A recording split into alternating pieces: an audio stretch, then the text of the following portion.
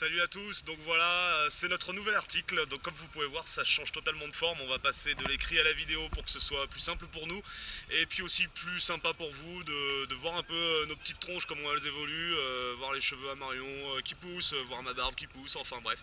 Voilà, donc on va vous expliquer un peu notre périple de 2 mois en Italie et puis les 5 petits jours qu'on a passés en Grèce.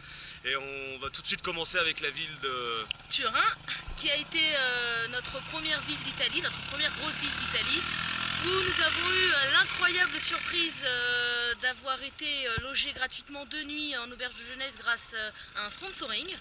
Et ensuite, nous avons décidé d'aller à à... Piacenza où on a passé environ 3-4 jours, donc une ville magnifique où on a encore été accueilli par Couchsurfing et c'est une ville qui a accueilli plus de 70 églises, c'était assez impressionnant. Et après on est parti pour... Parme. Parme où nous avons eu la chance d'être rejoints par Fred, notre ami Fred que nous avions rencontré à Lisbonne, et nous avons fait notre premier couchsurfing tous ensemble, tous les trois à Parme. Nous avons mangé notre première vraie pizza italienne et elle était immense. Et nous avons bien évidemment goûté au jambon de Parme et fait de l'escalade. Et après on a pris la direction de La Spiezza sous les conseils de Fred qui avait déjà été dans cette ville en fait. Donc on a été visiter les Cinque Terre, ces 5 villes qui se situent juste sur le bord de la côte. C'était vraiment magnifique, c'est quelque chose qu'on vous conseille vraiment en Italie, c'est vraiment superbe. Vous pourrez voir les photos sur le site internet. Et puis ça a été une des premières mauvaises expériences on va dire avec le site Couchsurfing, parce que je me suis retrouvé une nuit seul avec notre hôte et en fait je me suis réveillé dans la nuit, il essayait de me toucher, donc j'ai été victime d'une agression sexuelle malheureusement. Voilà, je me suis retrouvé dans la rue à 1 h du matin, tout s'est bien déroulé à la fin, voilà, j'ai pas eu plus de problèmes que ça, je suis parti. Mais voilà, ça a été la seule pour l'instant mauvaise expérience avec Couchsurfing et on continue de toucher du bois, voilà. Et puis après pour la suite on est parti vers... Pour la suite, du coup, Julien m'a rejoint à Lucca, une petite ville de Toscane très mignonne et très riche, où j'ai pu, pendant ce temps-là, faire la fête avec différentes personnes de Couchsurfing. Et c'est vrai que l'ambiance italienne, elle est vraiment sympa. Et puis après on a été parti pour Pise où on a été accueilli par Lorenzo, donc on a été bien sûr visiter la fameuse tour de Pise, donc c'était impressionnant de voir cette fameuse tour penchée, donc vous pourrez voir ça sur notre vidéo qui va bientôt sortir sur l'Italie. Et puis on a eu la chance aussi d'être accueilli par une personne qui avait 2 restaurants, donc on a eu la chance de goûter les fameuses pâtes carbonara qui étaient vraiment délicieuses et ça changeait vraiment des pâtes carbo qu'on peut manger en France. Et puis voilà, on a continué notre périple.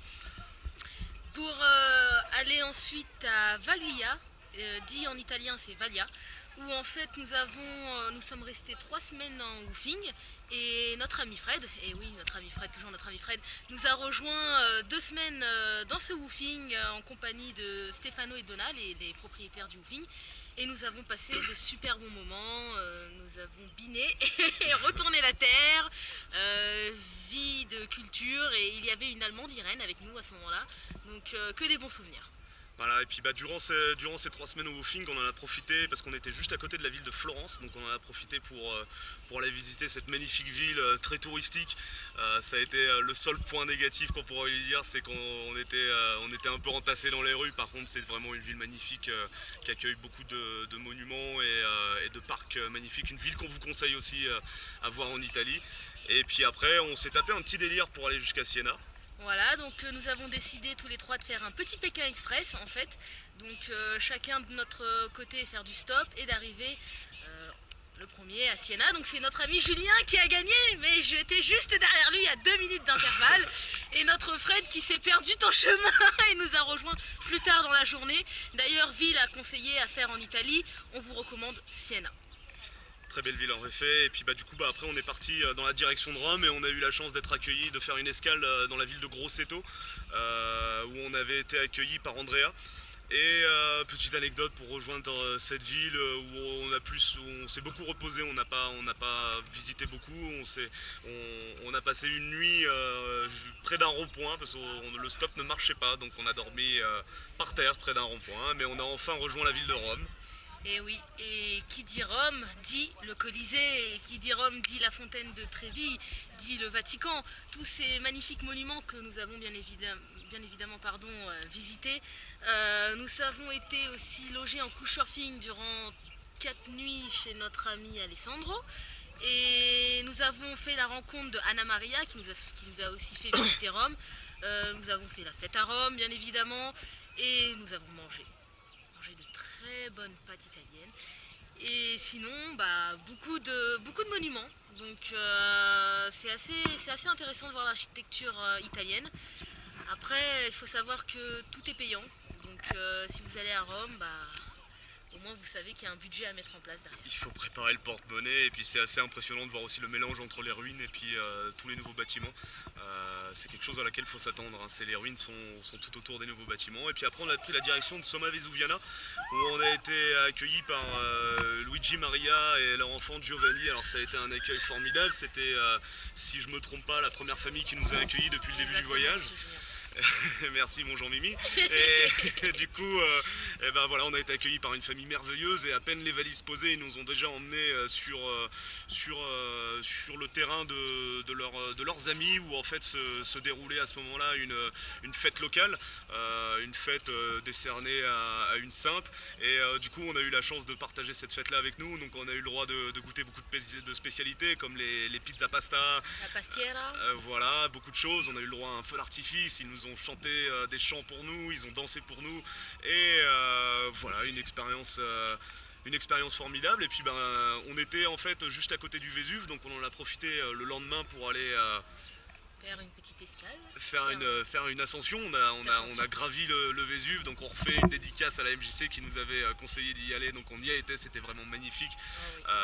Une ascension difficile mais magnifique, et on a eu la chance aussi de passer une nuit dans la forêt du Vésuve, donc voilà, une expérience superbe et qui restera à jamais gravée dans nos mémoires sans aucun doute. Et puis on a repris la route après.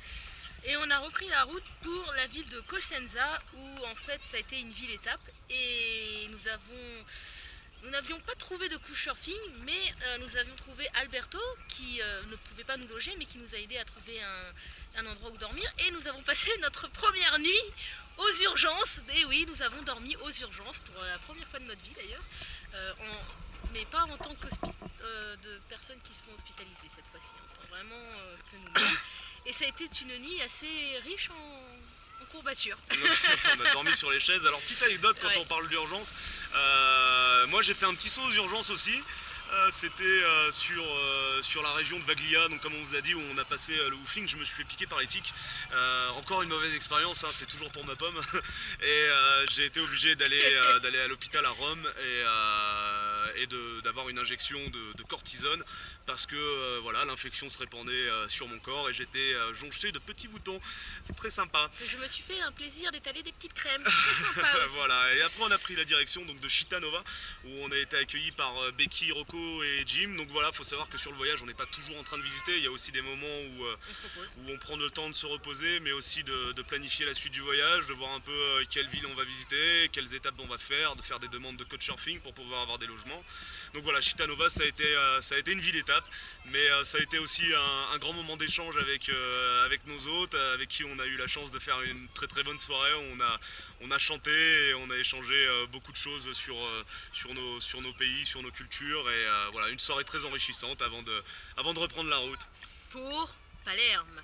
Et pourquoi Palerme directement? Parce qu'il faut savoir qu'il y avait quand même un bon bout entre Città-Nova et Palerme, parce que notre ami Julien devait rejoindre sa famille un week-end pour les 70 ans de ton oncle, je crois. Les 60 ans, il va être content d'entendre ça, mais c'est pas grave. Autant pour moi, si je me trompe pas, parce que bon, avec ma mémoire. Voilà. Et du coup, nous sommes allés à Palerme, j'en ai profité. Donc là, on a passé la première nuit tous les deux sur un couchsurfing chez Alessandro. Donc pas à Palerme même, mais dans une petite ville à côté qui s'appelle Mondello. Et nous avons eu la chance qu'il était membre d'une association de cirque. C'est ça, Et du coup, on a passé la soirée ensemble dans son association. C'était vraiment très sympa. On a mangé, on a fait un petit ping-pong. Le lendemain, Julien prenait l'avion. Je me suis retrouvée toute seule à Palerme.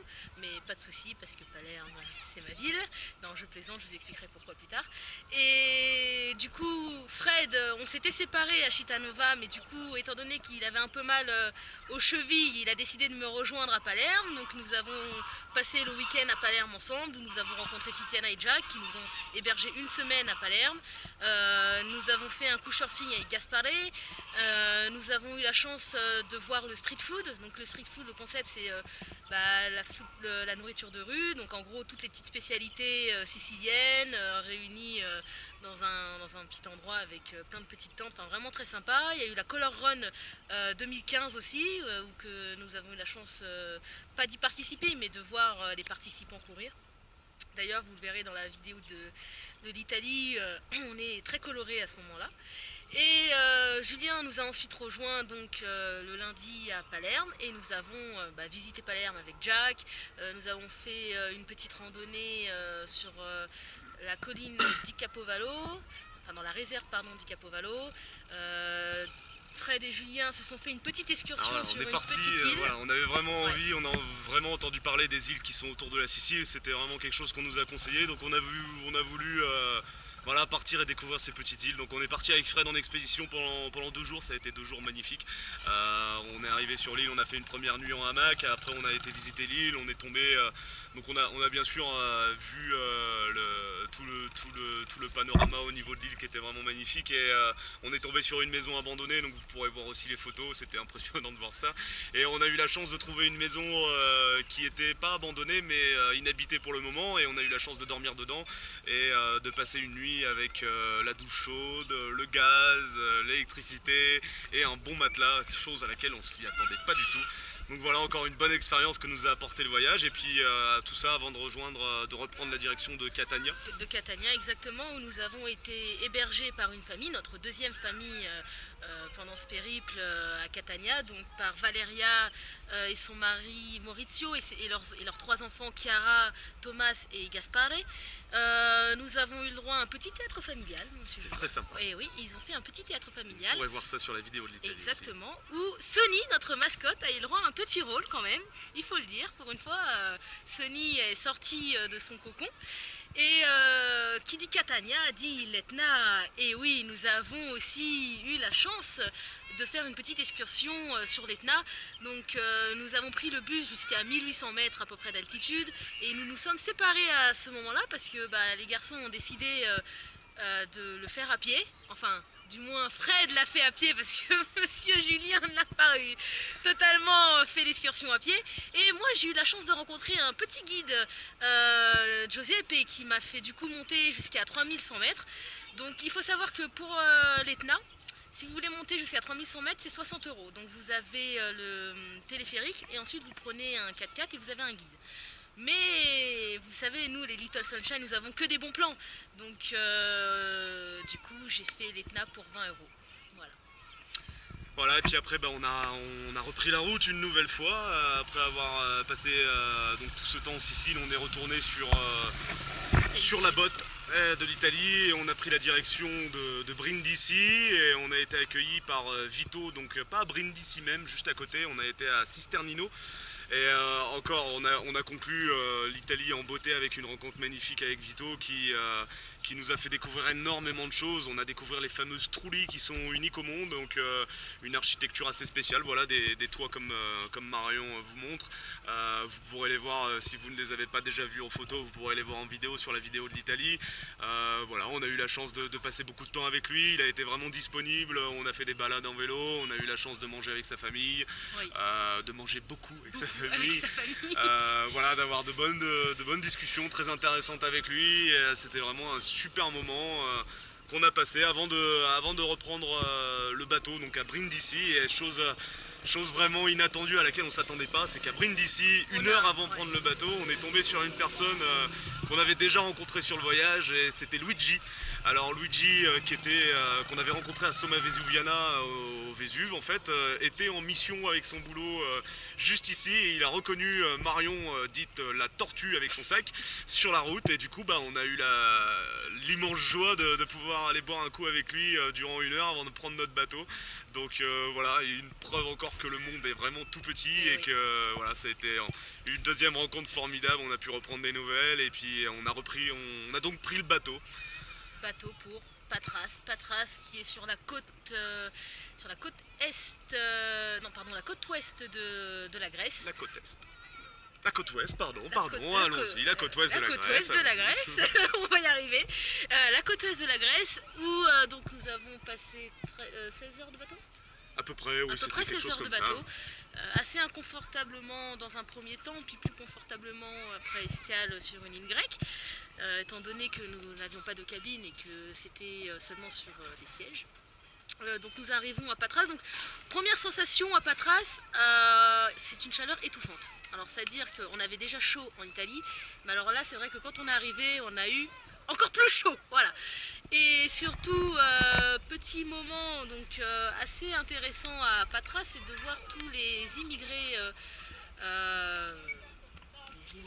De voir en fait toutes les personnes qui essayent de rejoindre l'Italie pour Ouais. après rejoindre des pays plus riches comme la France ou l'Allemagne. Et voilà, il y a une enceinte des barrières qui entoure toute la guerre maritime. Et en fait, ces personnes-là essayent toute la journée de passer les barrières pour pouvoir après essayer de monter clandestinement dans un bateau. C'est quelque chose qui nous a choqués dès qu'on est arrivé. Ouais. Voilà. Donc après, on a eu notre premier lift, notre première personne qui nous a emmenés directement jusqu'à Athènes, Exact. où on a passé nos 2 premières nuits avec Peter. Voilà. Donc avant que les parents à Marion nous rejoignent. Pour 5 petits jours sympathiques à Athènes. Voilà, on a eu la chance de manger du camembert. C'était un très grand plaisir de pouvoir remanger du camembert avec le café le matin. Bonjour à tous les Normands. Du saucisson et puis bien sûr on a visité la magnifique ville d'Athènes. Donc voilà, on a pu voir des monuments mythiques comme le Parthénon, comme le stade olympique, voilà, où se déroulaient tous les jeux dans le temps romain.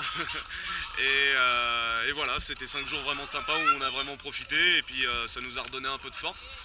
Et puis du coup à l'issue de ces 5 jours, on a sur nos plans au début on devait rester plus longtemps en Grèce, mais voilà, il y a une chose qui est prévue, c'est qu'il faut qu'on soit en décembre en Afrique du Sud. Et donc du coup on s'est dit que jusqu'en décembre on avait un continent entier à faire, alors on a pris la décision un peu sur un coup de tête de prendre un avion. Et du coup on a fait environ je sais plus combien d'heures d'avion, une vingtaine d'heures avec une escale d'une nuit à Dubaï. Et une escale de 11 heures à Dubaï. Voilà, et on fait cette vidéo en fait en direct de Mwanza en Tanzanie, et comme vous pouvez le voir juste derrière nous, si je le vois bien dans la caméra, c'est un coucher de soleil. Yeah, magnifique. Coucher de soleil sur le lac Victoria. Voilà, ça ce sera pour la suite, hein. On va pas vous parler de l'Afrique maintenant, on vous laisse un peu en suspense. On vous dit juste que c'est quelque chose de malade ici, et on n'en dit pas plus, hein, ce sera pour la suite. De toute façon, je pense que tu viens d'en dire beaucoup.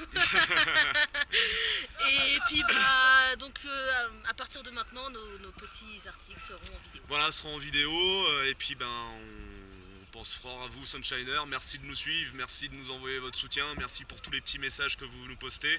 Et puis voilà, on est toujours en partenariat avec la MJC et le CLT qui nous soutiennent aussi beaucoup, et on les remercie encore une fois. Ainsi et puis que la Maison des Jeunes et de Bagneux, qu'on remercie également, et tous nos parents, nos familles, et aux inconnus, c'est-à-dire toi, Sunshiner. voilà. Et puis on vous dit à bientôt, on espère que cette nouvelle forme vous a plu, hein. N'hésitez pas à nous envoyer des mails, hein. L'adresse est sur le site, vous pouvez nous envoyer toutes les mails, les suggestions, tout ce que vous voulez, on est prêt à tout entendre. Et puis on va vous laisser un peu apprécier cette vue quand même. Allez, ciao. Ciao, Sunshiner.